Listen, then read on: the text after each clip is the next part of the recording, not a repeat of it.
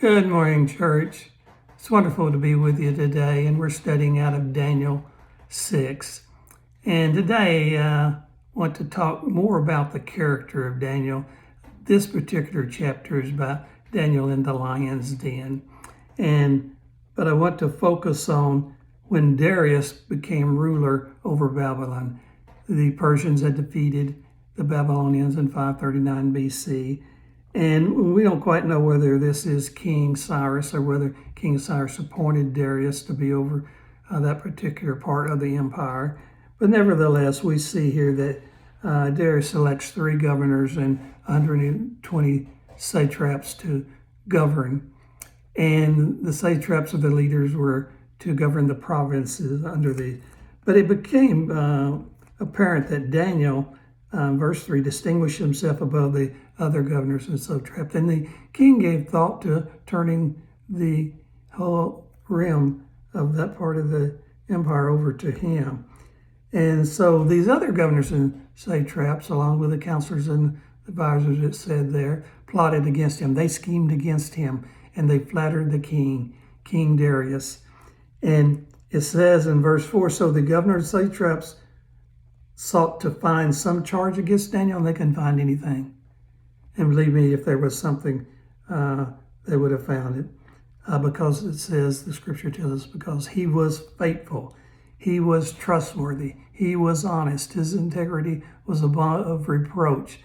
And so in this scheme, in this flattery of the king, they said, King Darius lived forever. And they set up this plan that says, if anyone petitions another god or man, then he is to be put to death, because to be put in the lion's den was a sentence of death.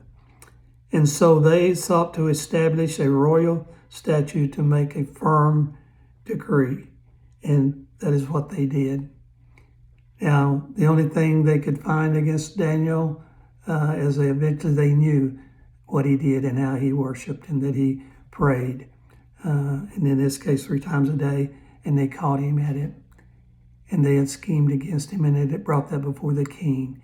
And the king, I think, probably realized by this time what had happened here, that he had been deceived, which he had.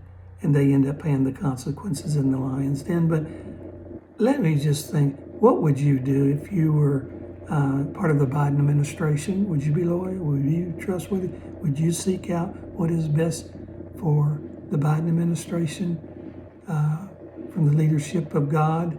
And we say, well, hey, we want our own people in there.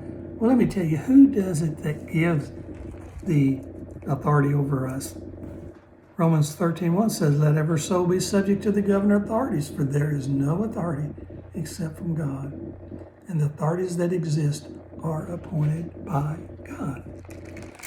Well, I'm not sure what I would do. Maybe I would try to do my best, but I would probably always be on guard, and not sure. But let's go back to Jeremiah 29, what Jeremiah wrote, and he told the people, he's told them what to do in verse 5. Build houses, dwell in them, plant gardens, and eat their fruit. And these are the ones that were going into captivity here. Take wives, beget sons. And then down at the end, that you may increase there and not diminish. And listen to this. And seek the peace of the city, which I have caused you to be carried away captive. And pray to the Lord for it. For in its peace you will have peace. Boy, that's kind of contrary to our thinking in it so many times.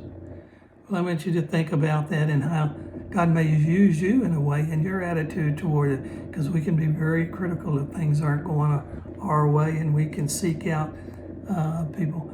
But who gives authority over us? What Romans 13:1 say? It's God. David honored that. Joseph honored that. And it amazes me how faithful they were in nations to leaders that were pagan worshipers. Only God could get the glory for being able to do that. And I hope you enjoy reading the Word and study it, contemplate on it, and think on it. And may God bless you and have a wonderful day.